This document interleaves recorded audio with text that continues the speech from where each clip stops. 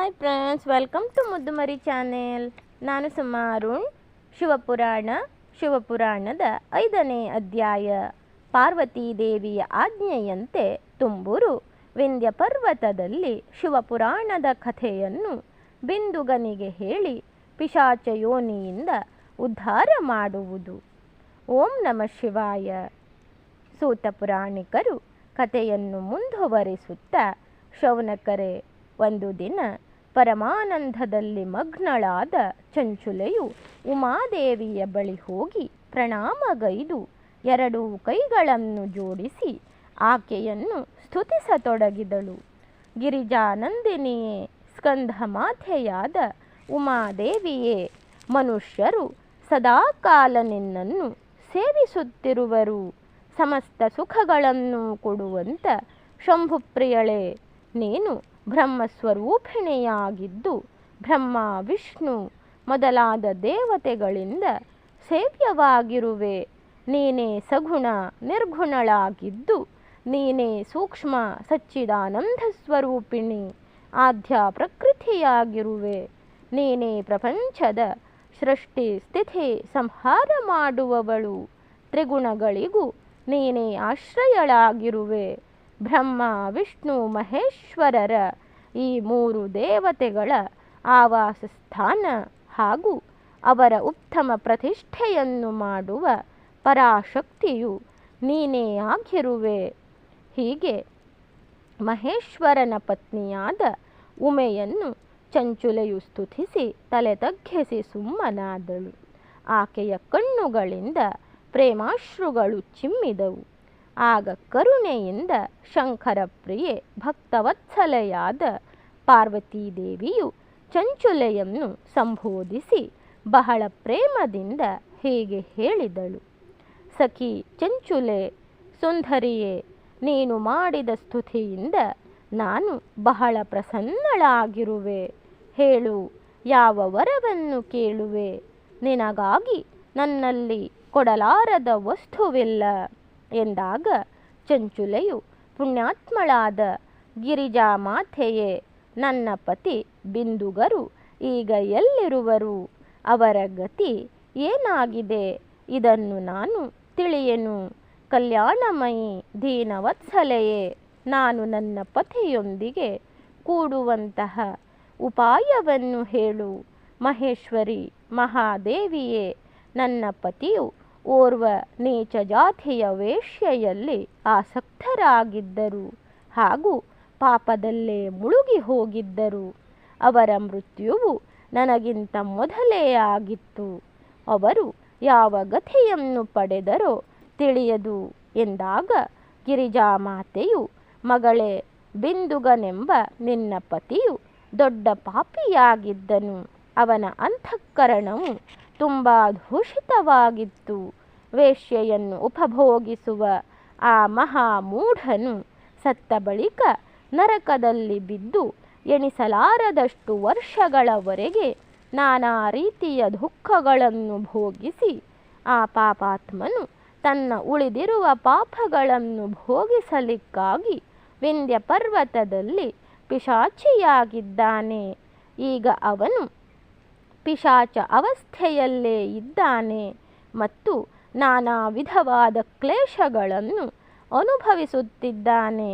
ಆ ದುಷ್ಟನು ಅಲ್ಲೇ ಗಾಳಿಯನ್ನು ಕುಡಿದು ಇರುತ್ತಾ ಸದಾಕಾಲ ಎಲ್ಲ ರೀತಿಯ ಕಷ್ಟಗಳನ್ನು ಸಹಿಸುತ್ತಿರುವನು ಎಂದಾಗ ಗೌರೀದೇವಿಯ ಮಾತನ್ನು ಕೇಳಿ ಉತ್ತಮ ವ್ರತಗಳನ್ನು ಪಾಲಿಸುವ ಚಂಚುಲೆಯು ಆಗ ಪತಿಯ ಮಹಾ ದುಃಖದಿಂದ ದುಃಖಿತಳಾದಳು.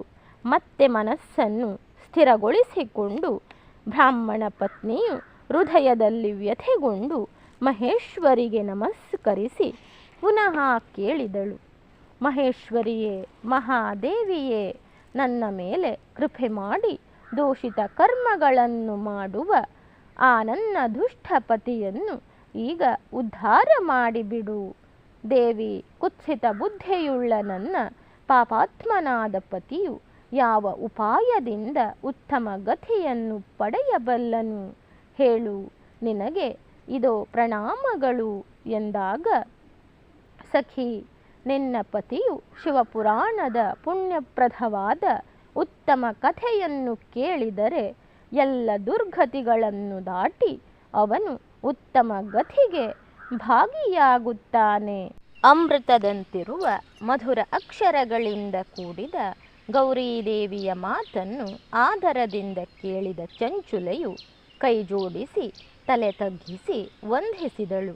ತನ್ನ ಪತಿಯು ಸಮಸ್ತ ಪಾಪಗಳು ಶುದ್ಧವಾಗಿ ಉತ್ತಮ ಗತಿಯನ್ನು ಪಡೆಯಲಿಕ್ಕಾಗಿ ಪಾರ್ವತೀದೇವಿಯಲ್ಲಿ ನನ್ನ ಪತಿಯು ಶಿವಪುರಾಣವನ್ನು ಕೇಳುವ ವ್ಯವಸ್ಥೆ ನೀನೇ ಮಾಡಬೇಕು ಎಂದು ಪದೇ ಪದೇ ಪ್ರಾರ್ಥಿಸಿದಳು.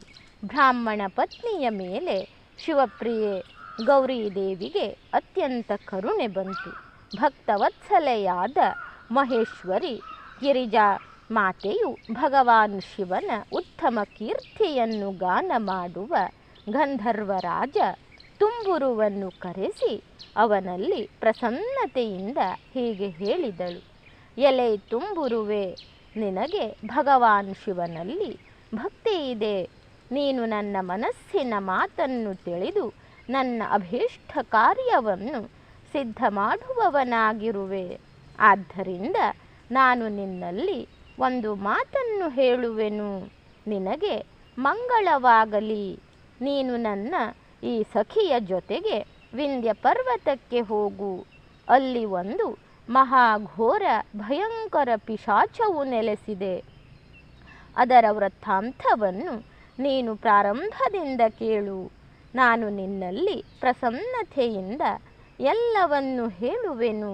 ಹಿಂದಿನ ಜನ್ಮದಲ್ಲಿ ಆ ಪಿಶಾಚಿಯು ಬಿಂದುಗನೆಂಬ ಬ್ರಾಹ್ಮಣನಾಗಿದ್ದನು. ಅವನು ನನ್ನ ಈ ಸಖಿ ಚಂಚುಲೆಯ ಪತಿಯಾಗಿದ್ದನು. ಆದರೆ ಆ ದುಷ್ಟನು ವೇಶ್ಯಾಗಾಮಿಯಾಗಿ ಸ್ನಾನ ಸಂಧ್ಯಾದಿ ನಿತ್ಯ ಕರ್ಮಗಳನ್ನು ಬಿಟ್ಟು ಅಪವಿತ್ರನಾಗಿ ಇದ್ದನು.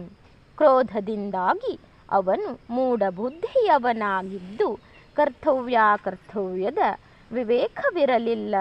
ಅಭಕ್ಷ ಭಕ್ಷಣ, ಸಜ್ಜನರಲ್ಲಿ ದ್ವೇಷ, ದೂಷಿತ ವಸ್ತುಗಳನ್ನು ದಾನ ಪಡೆಯುವುದು ಇವೇ ಅವನ ಸ್ವಾಭಾವಿಕ ಕರ್ಮಗಳಾಗಿದ್ದವು.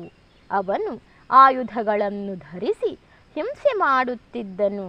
ಎಡಗೈಯಿಂದ ತಿನ್ನುವುದು, ದೀನರನ್ನು ಸತಾಯಿಸುವುದು, ಕ್ರೂರತೆಯಿಂದ ಇತರರ ಮನೆಗಳಿಗೆ ಬೆಂಕಿ ಹಚ್ಚುವುದು, ಚಾಂಡಾಲರೊಂದಿಗೆ ಪ್ರೇಮವಿರಿಸಿ ಪ್ರತಿದಿನವೂ ವೇಶ್ಯೆಯ ಸಂಪರ್ಕದಲ್ಲೇ ಇರುತ್ತಿದ್ದನು.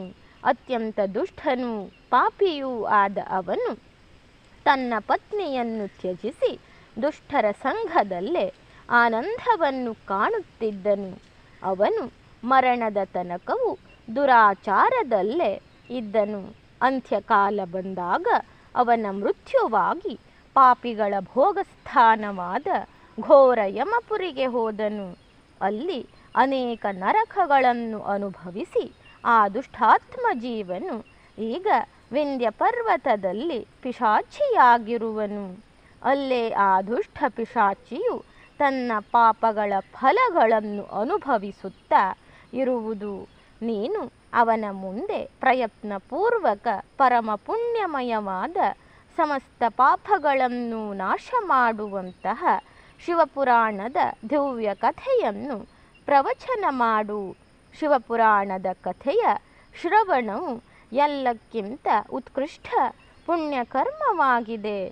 ಅದರಿಂದ ಅವನ ಹೃದಯವು ಬೇಗನೆ ಎಲ್ಲ ಪಾಪಗಳಿಂದ ಶುದ್ಧವಾಗಿ ಹೋಗುತ್ತದೆ ಹಾಗೂ ಅವನು ಪ್ರೇತಯೋನಿಯಿಂದ ಮುಕ್ತನಾಗಿ ಹೋಗುವನು. ಅಂತಹ ದುರ್ಗತಿಯಿಂದ ಮುಕ್ತನಾದ ಬಿಂದುಗನೆಂಬ ಪಿಶಾಚಿಯನ್ನು ನನ್ನ ಆಜ್ಞೆಯಂತೆ ವಿಮಾನದಲ್ಲಿ ಕುಳ್ಳರಿಸಿ ನೀನು ಭಗವಾನ್ ಶಿವನ ಸಮೀಪಕ್ಕೆ ಕರೆದುಕೊಂಡು ಬಾ ಎಂದು ಉಮಾಮಹೇಶ್ವರಿಯ ಆದೇಶದಿಂದ ಗಂಧರ್ವರಾಜ ತುಂಬುರುವು ಮನಸ್ಸಿನಲ್ಲೇ ಸಂತೋಷಗೊಂಡು ಅವನು ತನ್ನ ಭಾಗ್ಯವನ್ನು ಹೊಗಳಿಕೊಂಡನು. ಬಳಿಕ ಆ ಪಿಶಾಚಿಯು ಸಾಧ್ವಿಯಾದ ಪತ್ನಿ ಚಂಚುಲೆಯೊಂದಿಗೆ ವಿಮಾನದಲ್ಲಿ ಕುಳಿತು ನಾರದರ ಪ್ರಿಯಮಿತ್ರನಾದ ತುಂಬುರು ವೇಗವಾಗಿ ಪಿಶಾಚಿಯು ಇರುವ ವಿಂಧ್ಯ ಪರ್ವತಕ್ಕೆ ತೆರಳಿದನು. ಅಲ್ಲಿ ಅವನು ಆ ಪಿಶಾಚಿಯನ್ನು ನೋಡಿದನು. ಅದರ ಶರೀರ ವಿಶಾಲವಾಗಿದ್ದು ಗದ್ದವು ದೊಡ್ಡದಾಗಿತ್ತು. ಅದು ಕೆಲವೊಮ್ಮೆ ನಗುತ್ತಿತ್ತು, ಕೆಲವೊಮ್ಮೆ ಅಳುತ್ತಿತ್ತು, ಕೆಲವೊಮ್ಮೆ ಕುಣಿಯುತ್ತಿತ್ತು. ಅದರ ರೂಪವು ವಿಕರಾಳವಾಗಿತ್ತು. ಭಗವಾನ್ ಶಿವನ ಉತ್ತಮ ಕೀರ್ತಿಯನ್ನು ಗಾನ ಮಾಡುವ ಮಹಾನುಭಾವನಾದ ತುಂಬುರುವು ಆ ಅತ್ಯಂತ ಭಯಂಕರ ಪಿಶಾಚವನ್ನು ಪಾಶಗಳಿಂದ ಕಟ್ಟಿಹಾಕಿದನು. ಅನಂತರ ತುಂಬುರುವು ಶಿವಪುರಾಣದ ಕಥೆಯನ್ನು ಓದುವ ನಿಶ್ಚಯ ಮಾಡಿ ಮಹೋತ್ಸವಯುಕ್ತ ಸ್ಥಾನ ಮತ್ತು ಮಂಟಪಾದಿಗಳನ್ನು ರಚಿಸಿದನು. ಇಷ್ಟರಲ್ಲಿ ಸಮಸ್ತ ಲೋಕಗಳಲ್ಲಿ ದೇವಿ ಪಾರ್ವತಿಯ ಆಜ್ಞೆಯಿಂದ ಒಂದು ಪಿಶಾಚವನ್ನು ಉದ್ಧಾರ ಮಾಡುವ ಉದ್ದೇಶದಿಂದ ಶಿವಪುರಾಣದ ಉತ್ತಮ ಕಥೆಯನ್ನು ಹೇಳಲು ತುಂಬುರು ವಿಂಧ್ಯ ಪರ್ವತಕ್ಕೆ ಬಂದಿರುವನೆಂಬ ವಾರ್ತೆಯು ತ್ವರಿತವಾಗಿ ಪ್ರಚಾರವಾಯಿತು. ಮತ್ತೆ ಆ ಕಥೆಯನ್ನು ಕೇಳಲು ಅನೇಕ ಋಷಿಮುನಿಗಳು ಶೀಘ್ರವಾಗಿ ಅಲ್ಲಿಗೆ ಬಂದು ತಲುಪಿದರು. ಅದರಿಂದ ಶಿವಪುರಾಣವನ್ನು ಕೇಳಲಿಕ್ಕಾಗಿ ಬಂದಿರುವ ಶ್ರೇಯಸ್ಕರ ಜನಸಮುದಾಯವು ಅದ್ಭುತವಾಗಿ ಆ ಪರ್ವತದ ಮೇಲೆ ನೆರೆಯಿತು. ತುಂಬುರುವು ಪಿಶಾಚಿಯನ್ನು ಪಾಶಗಳಿಂದ ಬಂಧಿಸಿ ಒಂದು ಆಸನದಲ್ಲಿ ಕುಳ್ಳರಿಸಿದನು. ಕೈಯಲ್ಲಿ ವೀಣೆಯನ್ನು ಹಿಡಿದು ಗೌರಿಪತಿಯ ಕಥೆಯನ್ನು ಹಾಡಲು ಪ್ರಾರಂಭಿಸಿದನು.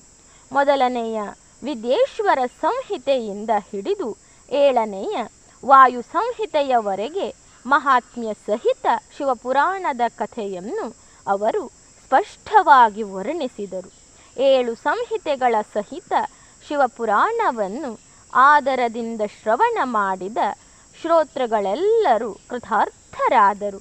ಆ ಪರಮ ಪುಣ್ಯಮಯ ಶಿವಪುರಾಣವನ್ನು ಕೇಳಿದ ಪಿಶಾಚಿಯು ತನ್ನ ಎಲ್ಲ ಪಾಪಗಳನ್ನು ತೊಳೆದುಕೊಂಡು ಪಿಶಾಚ ಶರೀರವನ್ನು ತ್ಯಜಿಸಿಬಿಟ್ಟಿತು. ಮತ್ತೆ ಶೀಘ್ರವಾಗಿ ಅದಕ್ಕೆ ದಿವ್ಯ ರೂಪ ಉಂಟಾಯಿತು. ಅವನ ಗೌರವರ್ಣದ ಅಂಗಕಾಂತಿಯಿಂದ ಕೂಡಿದ ಶರೀರದಲ್ಲಿ ಶ್ವೇತವಸ್ತ್ರ ಹಾಗೂ ಪುರುಷೋಚಿತವಾದ ಎಲ್ಲ ವಿಧದ ಆಭೂಷಣಗಳು ಹೊಳೆಯುತ್ತಿದ್ದವು. ಅವನು ತ್ರಿನೇತ್ರಧಾರಿ ಚಂದ್ರಶೇಖರನ ಸಾರೂಪ್ಯವನ್ನು ಪಡೆದುಕೊಂಡನು. ಹೀಗೆ ದಿವ್ಯ ದೇಹಧಾರಿಯಾಗಿ ಶ್ರೀಮಾನ್ ಬಿಂದುಗನು ತನ್ನ ಪ್ರಾಣವಲ್ಲಭೆ ಚಂಚುಲೆಯೊಂದಿಗೆ ಪಾರ್ವತೀ ವಲ್ಲಭ ಭಗವಾನ್ ಶಿವನ ಗುಣಗಾನವನ್ನು ಮಾಡಲು ತೊಡಗಿದನು. ದಿವ್ಯ ರೂಪದಿಂದ ಶೋಭಿಸುವ ದಂಪತಿಗಳನ್ನು ನೋಡಿ ಎಲ್ಲ ಋಷಿಮುನಿಗಳು ಅತ್ಯಂತ ವಿಸ್ಮಿತರಾದರು. ಅವರ ಚಿತ್ತವು ಪರಮಾನಂದದಿಂದ ಪರಿಪೂರ್ಣವಾಯಿತು. ಭಗವಾನ್ ಮಹೇಶ್ವರನ ಆ ಅದ್ಭುತ ಚರಿತ್ರೆಯನ್ನು ಕೇಳಿ ಎಲ್ಲ ಶ್ರೋತೃಗಳು ಪರಮ ಕೃತಾರ್ಥರಾದರು. ಪ್ರೇಮಪೂರ್ವಕ ಶ್ರೀ ಶಿವನ ಪವಿತ್ರ ಕೀರ್ತಿಯನ್ನು ಕೊಂಡಾಡುತ್ತಾ ತಮ್ಮ ತಮ್ಮ ಸ್ಥಾನಗಳಿಗೆ ಹೊರಟು ಹೋದರು. ದಿವ್ಯ ರೂಪಧಾರಿಯಾದ ಶ್ರೀಮಾನ್ ಬಿಂದುಗನು ಸುಂದರವಾದ ವಿಮಾನದಲ್ಲಿ ಪ್ರಿಯತಮೆಯೊಂದಿಗೆ ಸುಖವಾಗಿ ಕುಳಿತು ಆಕಾಶದಲ್ಲಿ ಸ್ಥಿತನಾಗಿ ಅತ್ಯಂತ ಶೋಭಾಯಮಾನನಾದನು. ಅನಂತರ ಬಿಂದುಗನು ಮಹೇಶ್ವರನ ಸುಂದರವಾದ ಮನೋಹರ ಗುಣಗಳನ್ನು ಹಾಡುತ್ತಾ ತನ್ನ ಪ್ರಿಯತಮೆ ಮತ್ತು ತುಂಬುರುವಿನೊಂದಿಗೆ ಬೇಗನೆ ಶಿವಧಾಮಕ್ಕೆ ಬಂದು ತಲುಪಿದನು. ಅಲ್ಲಿ ಭಗವಾನ್ ಮಹೇಶ್ವರ ಹಾಗೂ ಪಾರ್ವತೀದೇವಿಯರು ಪ್ರಸನ್ನತೆಯಿಂದ ಬಿಂದುಗನನ್ನು ಬಹಳ ಸತ್ಕಾರ ಮಾಡಿ ಅವನನ್ನು ತನ್ನ ಪಾರ್ಷದವರನ್ನಾಗಿಸಿಕೊಂಡನು. ಅವನ ಪತ್ನಿ ಚಂಚುಲೆಯು ಪಾರ್ವತೀದೇವಿಯ ಸಖಿಯಾದಳು.